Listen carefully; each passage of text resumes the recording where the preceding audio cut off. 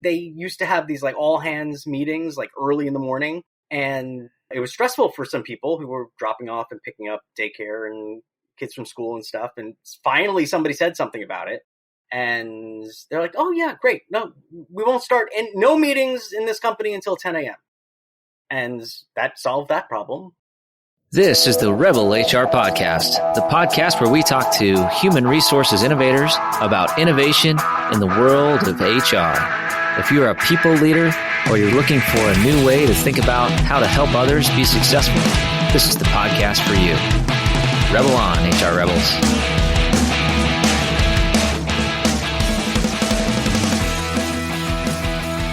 All right, Rebel HR listeners, I'm extremely excited for today's conversation. We were talking before I hit the record button, and this is going to be a good one. I'm just telling you right now. So I'd like to welcome to the show today Scott Behson. Scott is a professor of management and a Silberman Global Faculty Fellow at Fairleigh Dickinson University. He has a book coming out called The Whole Person Workplace. By the time this podcast airs, it will be available. So check that out. I'm sure you're going to want to check that out after the conversation today. And he also has a book that is near and dear to my heart, The Working Dad's Survival Guide, How to Succeed at Work and at Home. So with 3 kids under 10, I feel that, man. I feel it. So also an accomplished professional speaker, has published over 30 academic journal articles and book chapters, presented at a number of different places, a contributor to CBS, MSNBC, NPR, Fox News, Bloomberg Radio. We're excited we've got you on the show today, Scott. Welcome. Oh, thank you for having me. I'm excited to be here. Absolutely. So, I can tell from the conversation before I hit record that we could talk about a lot of different things. Sure. But I think before we get into that, I'd just like to understand a little bit more about what drove you to understand some of the things that you have written books on. So working as a working parent, being a whole person, and focusing on that in the context of the workplace. Yeah, so I've been an academic for a long time. I'm teaching at the business school at Fairleigh Dickinson University. I teach things like human resources and organizational behavior, and I do research in these types of things as well. And I've done a lot of my scholarship in things like workplace flexibility and work-life programming and stuff. And that started back in my dissertation in the 90s. So it's been a long time. And about 10, 12 years ago, I got to what I call my like mid-career crisis, where I was very frustrated as an academic that, a lot of my work, I don't know how much you know about academic writing and journal articles and stuff. It's, you kill yourself to write this article. It takes 2 years to come out. And then like 50 other professors read it. And that's about all the impact a lot of it has. And so, I started thinking to myself, there's got to be something I could do that has a little more impact. So I started thinking about like, who needs good information about balancing work life and work life challenges? And it's working parents and their employers. So I was like, good, that's what I'm going to do now. And I started doing a lot more public-facing work to help working parents and then employers. And so the culmination of the working parents part was the Working Dad Survival Guide book, where there was a real hole in what's out there. There's lots of stuff for moms, lots of resources and ideas and books and things like that. And there was not, and I still believe there is no other book of advice and encouragement for fathers trying to balance work and family than what I wrote 6 years ago. And then, I pivoted again, and the culmination of my work with employers led me to the whole person workplace. And that's kind of, where I am today. So how can employers, and it's a little broader than just working parents, right? How can employers value their employees as whole people? So not just like someone who shows up at a certain time and leaves at a certain time, or, right? People don't exist just when they're at work, right? They're whole people with lives and responsibilities and stressors and challenges and everything outside of work too. And what happens to people outside of work affects their work, right? And it's hard to really be engaged and focused at work if you're stressing out about childcare, or you're not physically or emotionally well, or you don't feel psychologically safe at work, or, all these things interact with each other. And so in my research and then culminating in this book and all my interviews I did with, dozens and dozens of companies, how do we support employees as whole people? And then what's the benefits of doing so? So that's kind of what this book really talks about. Yeah, I love that. And I think any HR practitioner who's been in the industry for more than a hot minute can tell you that, what happens outside of work matters, and that will trickle into the workplace, whether you want it to or not. There's no invisible wall where somebody walks in and it's like, I have a smile on, and now this terrible thing that happened to me this morning isn't going to impact how I feel today. Yeah, no, absolutely. And I think, one of the things that many organizations learned about during the pandemic work from home was, we literally were seeing into people's lives, right?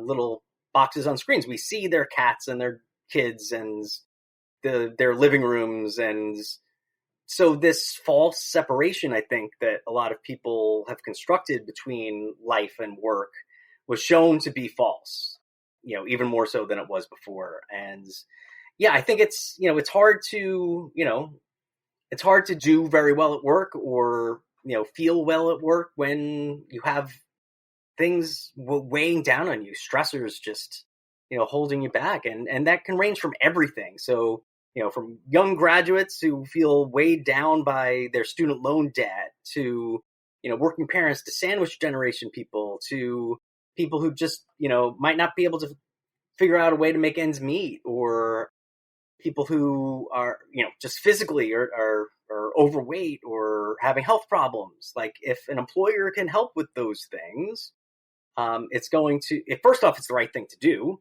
And secondly, it helps build a better culture and workplace where people could do better work.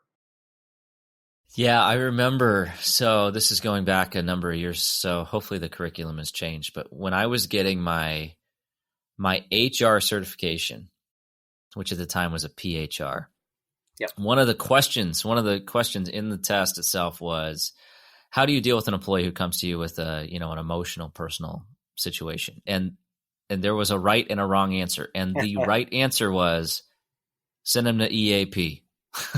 Oh, okay. The other questions were like, listen, try to understand how you can help them, and all the things that you'd want to do as a human. And that's, like I said, that's been a number of years ago. I'm sure the curriculum has changed a little bit, but I think that exemplifies that there's also been a significant change in attitude, where it's not enough to say, here's a flyer. Right. Call this 800 number. So you're depressed, right? Yeah. Yes. I'm sorry. You're depressed. That sucks. Here, like that, and don't get me wrong. I love EAPs. They serve a very important purpose. Yeah, they do. And I encourage every employer to have one, but you can't just stop there when you're looking at somebody's whole self. Right. So what, as you were writing this and doing research, you kind of living, living the life of an academic who's trying to make a difference. So how do we respond to that? What is the appropriate response to somebody who brings that outside world into the workplace? Well, yeah. So there is a fine line too. You want to make sure you respect people's privacy, right, and their lives outside of work, right? So we don't necessarily always want to force people to share everything, right? But what we need to do is listen and be empathetic. And we could do this on a large scale, right? In large organizations, we could do this on an individual basis in smaller organizations or within our teams.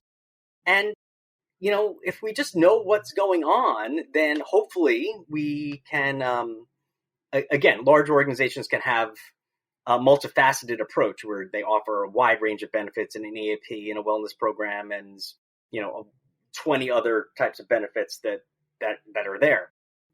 That's great, right? And that's a comprehensive way to build that. Smaller organizations or those who don't have the resources for that, it's listening and making a custom fit solution that's right for you and for that person and everything else. But it really starts with really the listening and the empathy and just valuing the employee as a whole person, right? So, some employers look at their employees as like a part of the machine. And that's, that only takes you so far. A lot of employers look at their employees as valuable assets, and that's good, right? Because we take care of valuable assets. We take care of our cars because we want the return on our investment, right? But that's good, but it's still transactional, right? And I think valuing and looking at our employees as whole people, gets us to another level, right? And it's an extra level of responsibility for employers and for HR professionals too. It makes our jobs a little bit harder because we are extending ourselves, but the rewards are there, and it builds again the powerful culture where people reciprocate and bring this to your customers, clients, to their coworkers, et cetera. Yeah, I think it's so tough sometimes to be in HR and to kind of know where's the line. Yeah. Right? Yeah. Well, I mean, HR they're stuck in the middle in many cases, Yeah. right? Because you're the employee's voice and advocate, and you're the person they're supposed to come to. On the other hand, you work for management and you want to make sure the company is protected, right? So HR is in the middle a lot, right? And what I say is lead with values when you find yourself in situations where, the path might not be exactly clear or the decision might not be exactly clear. If you have a set of values you can really, live by or make decisions by, I think that's probably the best way to start. We'll be back after a quick break. And so used to having everything in front of them right away that we forget that innovation just takes time. I myself, I get frustrated too. Why? And this as being one of my best friends is, hey, I talk to you all the time. Hey, man, I'm frustrated in the fact that I can't seem to just get there in the next day. But that's just not how these things work, right? Innovation needs to be planned out. It needs to be very methodical. And then when it finally hits, that's when it seems like to everyone else that it sort of just came out of nowhere. But to you, the amount of dedication that it took over that time. Yeah.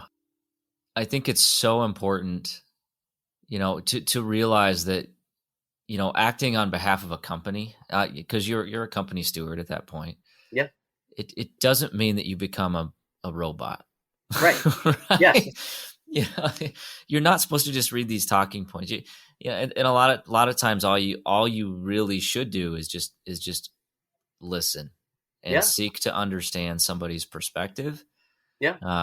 And just know, sometimes it ain't about you. Yeah. And you just need to be there. And I think there's another important point that I'll make here for an HR practitioner that's listening is this isn't just about the individual. This is about the systems that the individual is working within. So an example of that is daycare. So you mentioned daycare, and I know you've that's been a part of some of the research you've done and how to support folks with that. So here's a great example of that. So turnover. We're hearing all this noise around the Great Resignation, and pandemic's a great example of when my kid can't go to school and daycares don't have capacity. Well, what do I do with my kid? Well, I guess my kid's at home, and wow, this this is hard. But what we noticed at one of my previous companies was we were seeing a lot of turnover, and the corollary was it was typically new hires, and this didn't come out in our initial data, but we took a look at our data and we said a lot of this is attendance and job abandonment. So what's actually going on? And when we went out and we actually talked to the employees in the workspace about why so-and-so left, they were like, they had daycare and it fell through. Or they had a family member watching their kid and the family member got a job. And it was like, or they didn't feel comfortable working during these hours because they didn't have anybody that could watch their kid, and their kid's a preteen, and, Yeah. So we were like, well, that really, how can we help that? So what we did is we found local resources, childcare resource and referral. We tried to find available spots. Come to find out, in our local community, we were missing like 3,000 spots for daycare if people just wanted to get back up to the average participation rate in the economy. So it's like, oh, wow, there is truly a systemic issue in our community related to childcare. Well, as an employer, I can't cure all of this, Right. but can I make my schedule more flexible? Yeah. Right. Yeah. Is there something I can do? And so what we ended up doing is we adjusted some of our attendance policies, became a Yeah. little bit more flexible there. And then we communicated that we are family friendly, and we told our employees, hey, if you have an issue, we want to know before you quit so we can help you. Right. Yeah. And it was something as simple as that. And it was like, oh, wow, that's really nice. Thanks a lot. It's like, Yeah, and it can be, just listening and responding, right? It'd be a yeah, shame that somebody leaves without feeling like they could speak up, right? right.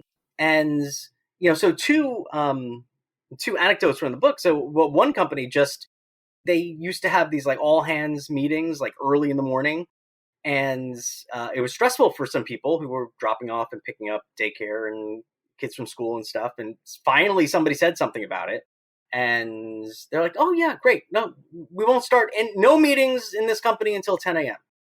And that solved that problem, right? Of these people being stressed about, the drop off and pick up and things like that. So that's a simple solution. That doesn't cost any money. That's right. And just like being more flexible or whatever, that's not a spend of money. That's not building your own childcare facility on campus or in your building, which some companies do, not really that many, but still, that's one. And then secondly, there's a food store in California that I talked to the owner, because I talked to like multinational companies, and then I talked to like very, very small companies and everything in between in all different industries, because I wanted to get like a variety of stories of employers that have been able to do like whole person workplace things.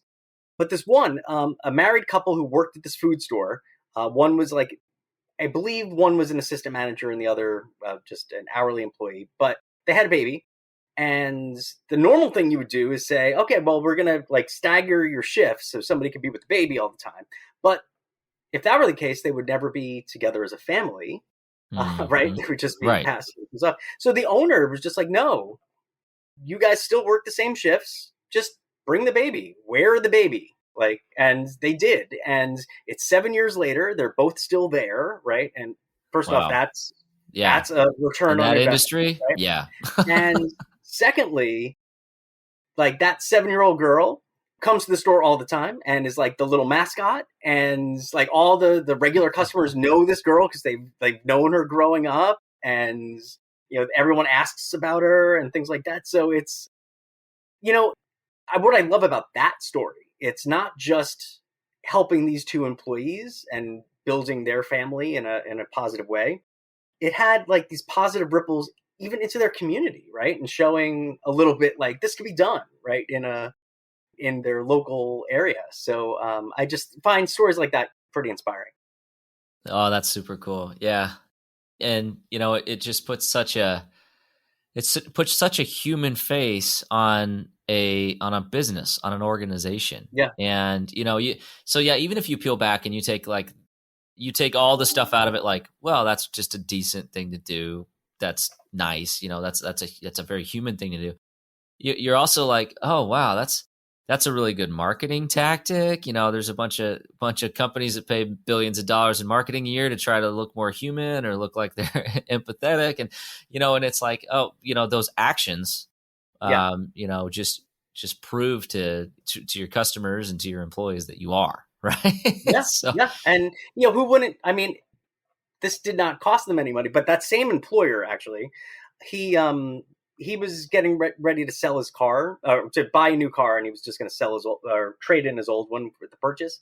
But one of his employees was having trouble, like his car was having troubles, and so he did not have reliable transportation, and that's a big risk for turnover, right, in these types of professions. So they wound up giving the car to that employee.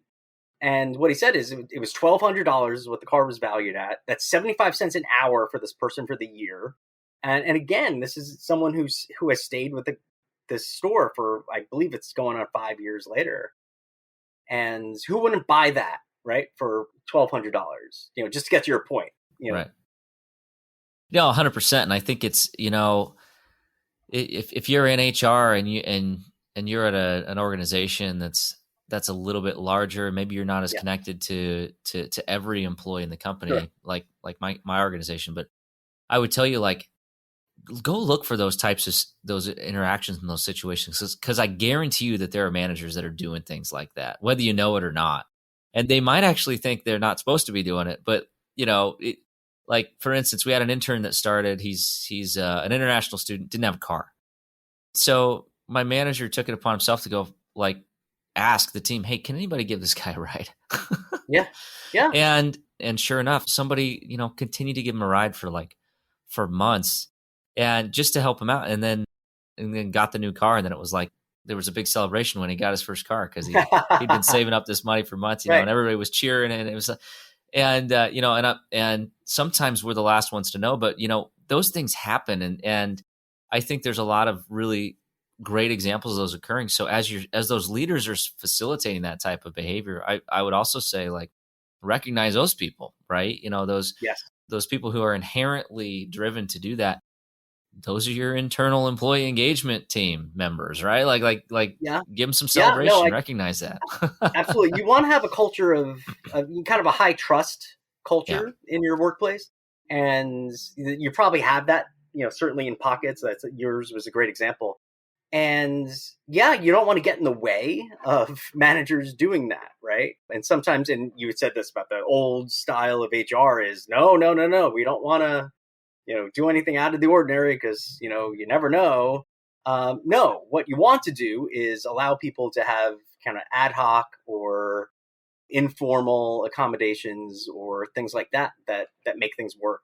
And managers can do that, and team leaders can do that on a local level in a way that leaders of an organization or the HR departments maybe can't, right? Yeah. The HR departments should be designing, a variety of programming that employees can fit into, maybe helping managers and orienting managers to what they can do. But, a lot of the local management absolutely needs to be done by local managers. Yeah. And now a word from our sponsors. When Molly, Patrick, and I started to figure out how to start our own podcast, we didn't know where to start. Thankfully, we found Buzzsprout. Buzzsprout makes it super easy for us to upload our episodes, track our listeners, and get listed on all the major podcast networks. Today's a great day to start your own podcast. I know that you're one of our listeners, so you've definitely got something to say.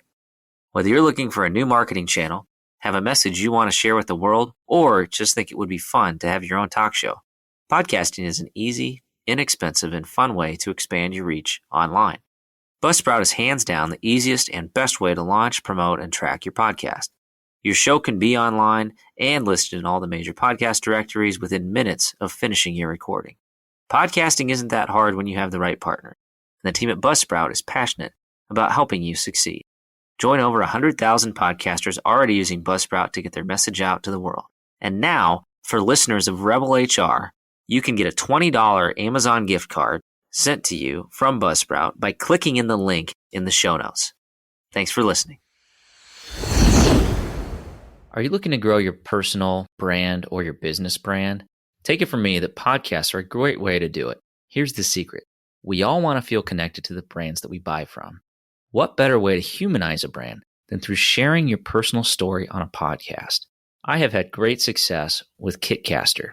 Kitcaster is a podcast booking agency that specializes in developing real human connections through podcast appearances. And let me tell you, it's all about the right human connection. You can expect a completely customized concierge service from their staff of communication experts. Kitcaster is your secret weapon in podcasting for business. Your audience is waiting to hear from you. For a limited time offer, listeners to the Rebel HR podcast can go to www.kitcaster.com/rebel to get a special offer for friends of the podcast. Rebel on. 100%. I'm 100% aligned with you. And my organization's a great example. We're 26 different locations all over the world. Those local leaders are really the key to everything. Yep. You're there to support them. And I think the other thing I want to touch on real quick, you're talking about programs and systems. And, I think there's another corollary that you can draw here, and that's to diversity, equity, and inclusion. Yeah. And that, a lot of the challenges that we're seeing, and there's some of these terrible situations that are occurring, they're really driven by systems broken systems, systemic racism, and things like that. And one of the things that HR owns at an organization is some of the HR systems, right? So while we may not be able to do everything we want to do on an individual level, we do have the ability to impact those systems in a really big way. Yeah. And well, first off, like tracking and measuring, right? Yep. Is a big thing that HR can do on this. If there's one of your locations where, no women are rising above a certain level, well, now we know there's something there, right? And you can measure that, and then you could deal with that. The other thing I think when it comes to diversity and inclusion, and I do have something about that in the book, it's not really focused on that necessarily, but is, everyone has blind spots. Even the most well-intentioned person or work team will have blind spots, just things they don't quite understand. But you have to make sure that you're listening to a real variety and diversity of people from different backgrounds, and make that part of your decision making. And I think that that's a real challenge, especially I think for upper level managers. That sometimes becomes a challenge because they spend a lot of their time with other upper level managers, and you can have blind spots, right? About I don't want to get stereotypical, but if all your upper level managers are these old white guys who had a stay at home spouses who didn't have to deal with like work family challenges, well, they might not understand what a lot of their employees are dealing with, right? A lot of their male employees might be dealing with, right? Because that's not what we did in my day.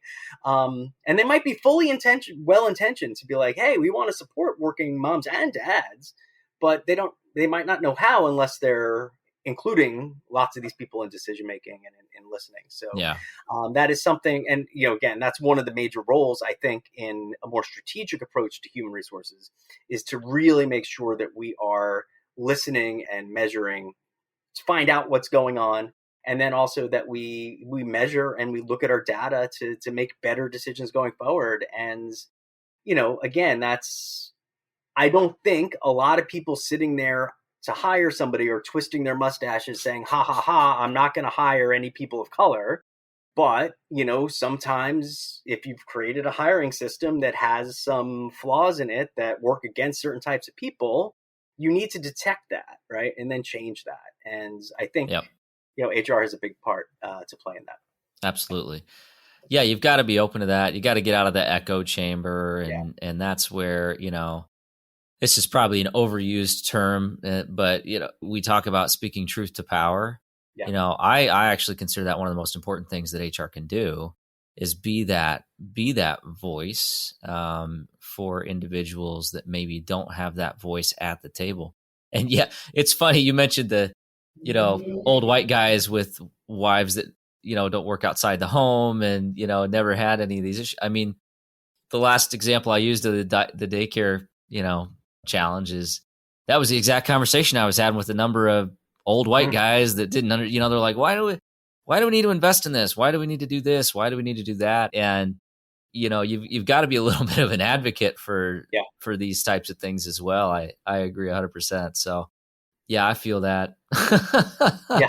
Well, one of my favorite companies and I profiled them in the book, it's a Ryan LLC. They're a financial services firm based out of Dallas. And they transformed many years ago to a results-only workplace. So they were like one of those like work till you die kind of places. And then they became you work from anywhere at any time as long as your work gets done, everybody's happy. And it was a hard transition. It took them 8 years to really implement it and stuff. But the HR folks were trying to push for becoming a more flexible organization for years.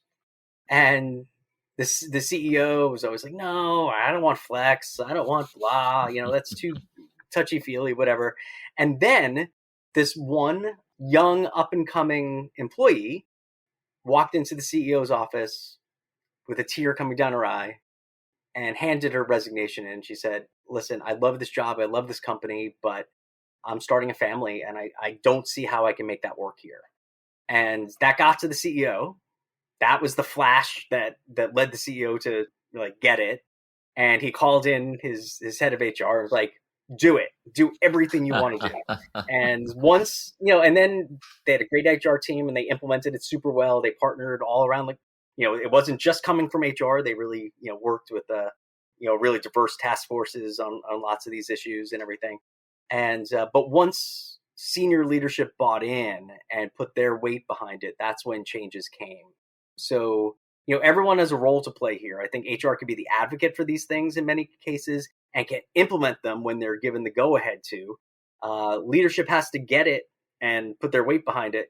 And then I think there's a lot of bottom up that also, can and should happen as well, that good ideas from different employees or different managers should be able to get filtered up and spread around. Absolutely.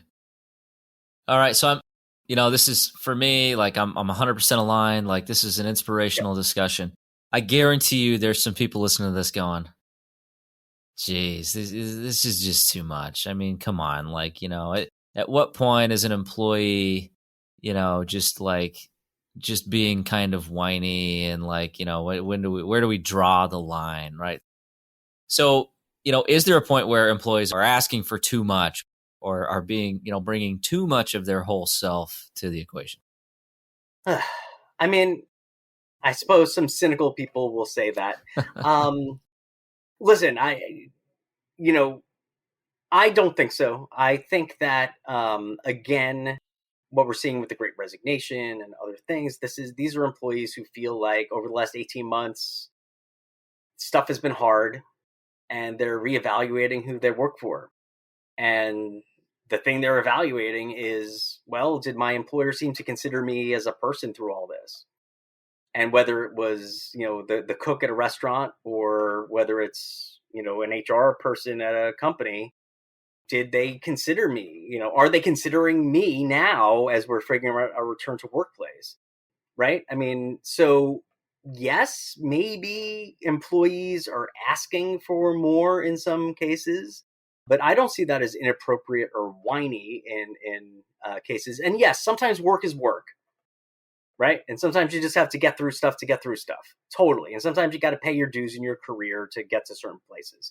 And, that's all true.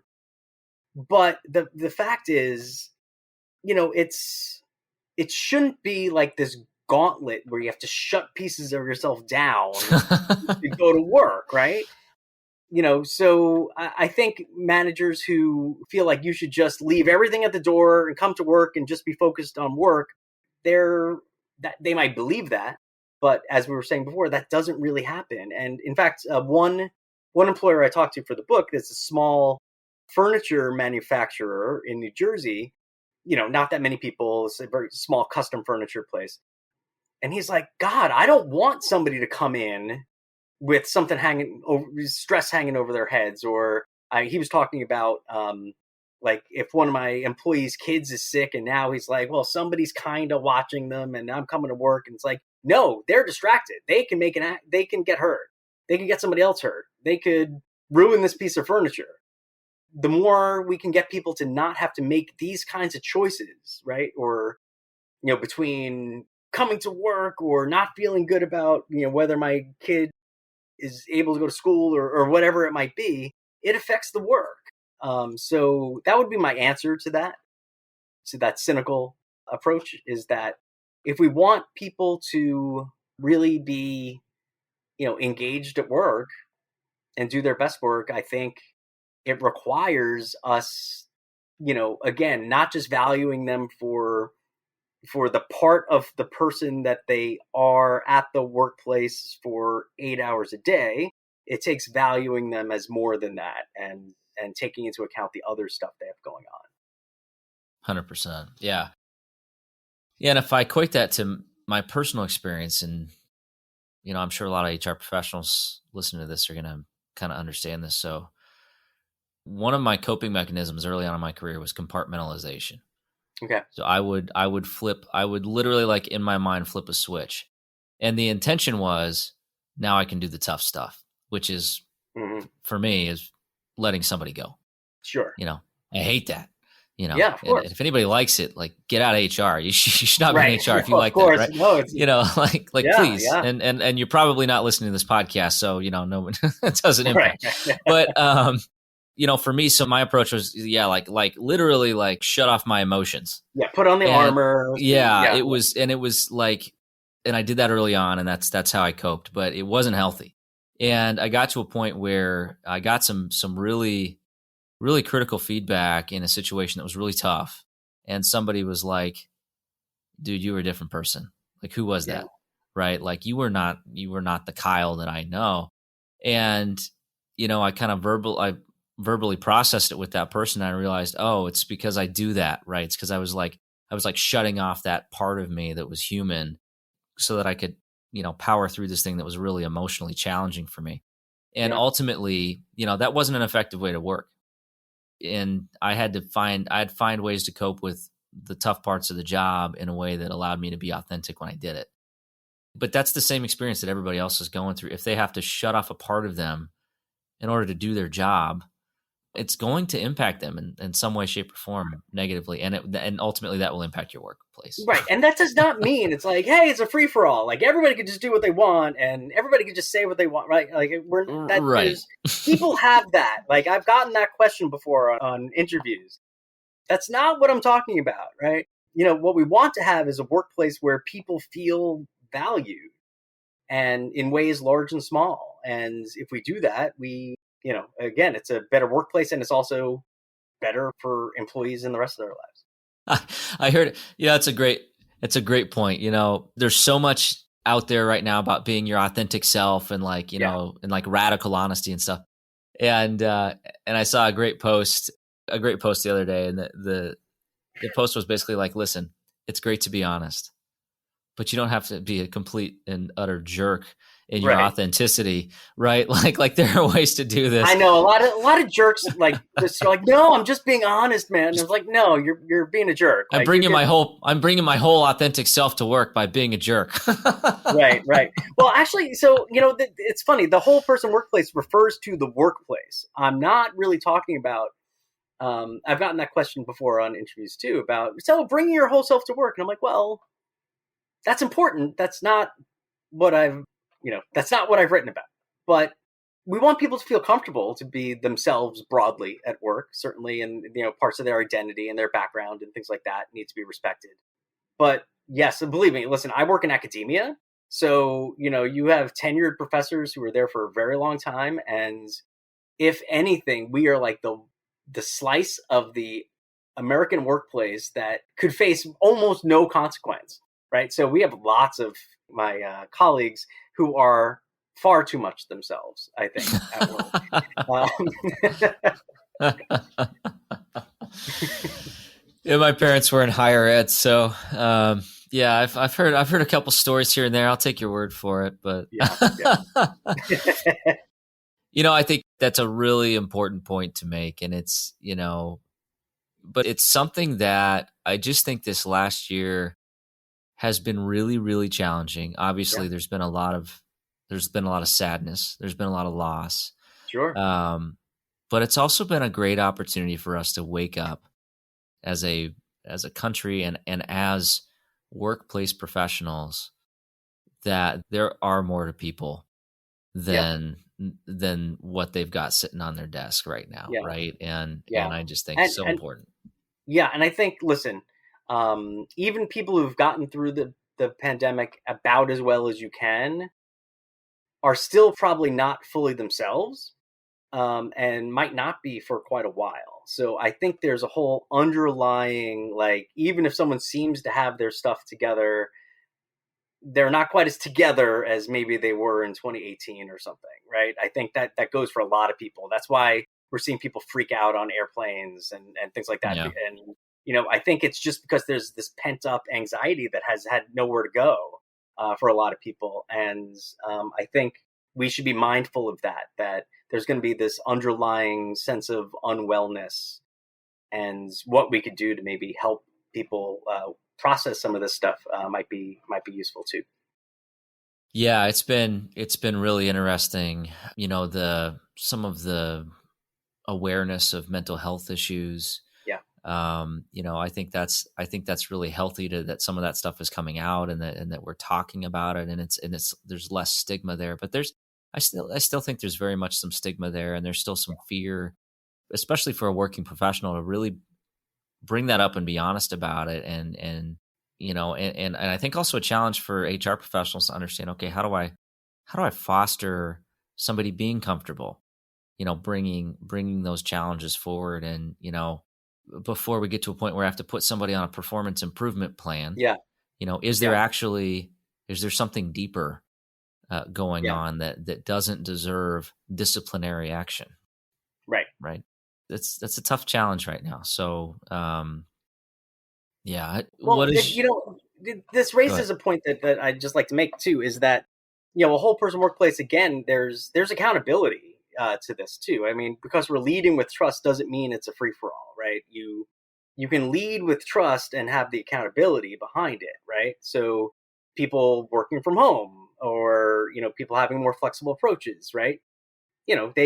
That could be, if someone abuses that or somebody doesn't work well like that, then that could be pared back, right? But I think we should lead with a high trust type of approach. You want to know my opinion on that? The whole Okay. the argument that all the these people are gonna try to falsify productivity or whatever. Like, my argument is, whether they're in the office or not, that they are gonna do that anyways. I think so too. Absolutely. People who are predisposed to do as little work as possible and try to just float under the radar and Right. spend more time, at the water cooler, talking about their fantasy football league. Right.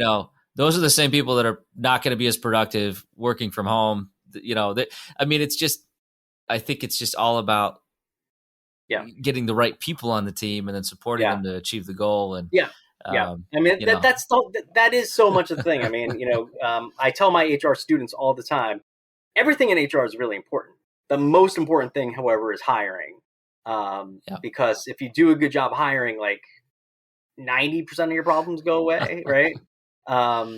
And so, we should really lead on that. And if we want to have a whole person workplace, we should recruit and hire and orient new employees in a way that's consistent with that, right? And there's things we could look for in people's backgrounds. There are questions we could be asking them on interviews.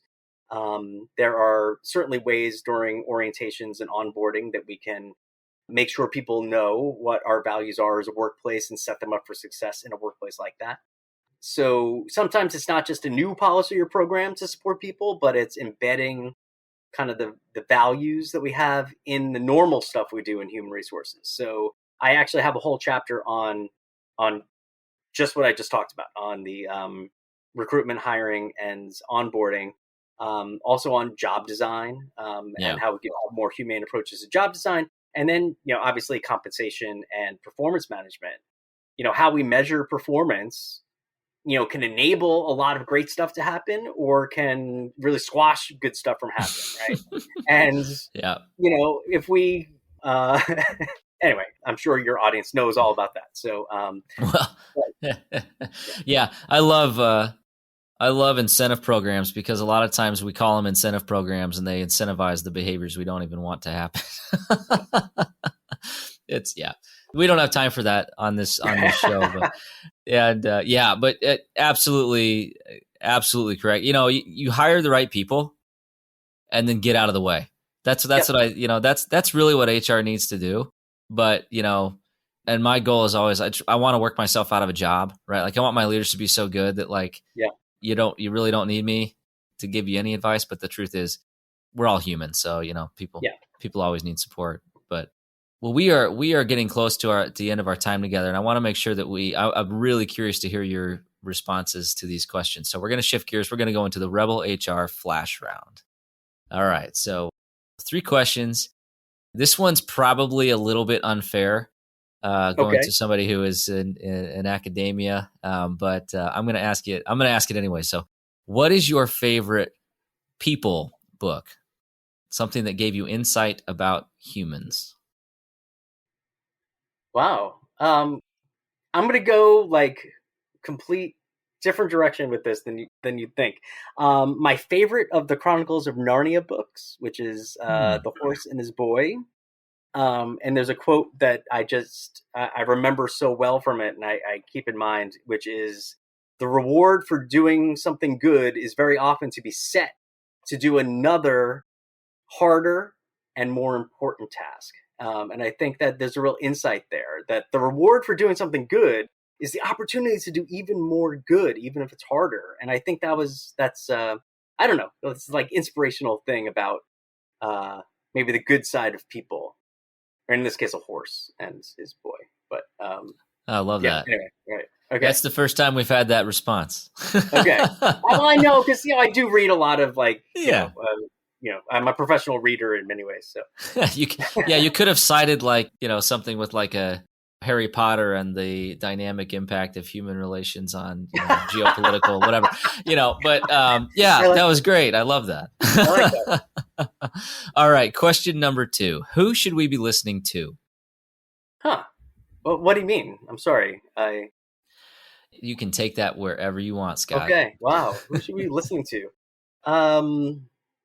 Wow. To bring it back to the workplace, I guess. I think we should be listening to the younger generations of our employees. I think they have a lot of ideas. They really want to work at places that value the same things they value. And I think one of the things I love about working with young people, as I do at my university, is they continually inspire me to stay current and to think about things in a new way. So I think if we listen to like the young people we are able to work with, I think that will keep us kind of mentally fresh and young.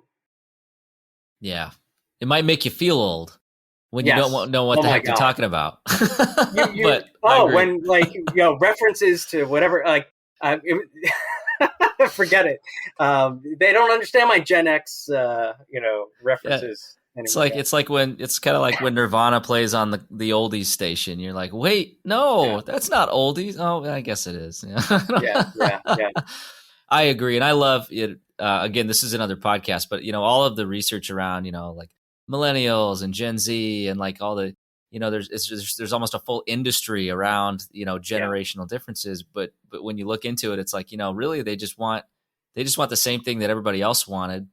They're just more empowered to tell us about it because we have all these different communication channels. And oh, by the way, now it's kind of their market now that if they don't like an employer, every employer is hiring. So they could probably go find a company that they really want to work at if they want to. Yeah. I mean, good for them. And again, it makes me feel old a fair amount when I work at a university, but it keeps me young. So I never want to be the old man shouting at the cloud. That's just... I don't know. Someday, someday I want to be the cranky old wise guy. That people are like, oh yeah, he knows his stuff, but not for a while, right? Let's give that a few years, but in an endearing way. I want that. That's like my aspirational. I want to be the crazy old kook. Anyway, all right. Last question: how can our listeners connect with you? Oh, okay. So first off, if you want to buy The Whole Person Workplace, Building Better Workplaces Through Work-Life, Wellness, and Employee Support, you go to anywhere you buy books, I guess. Amazon, probably the easiest way.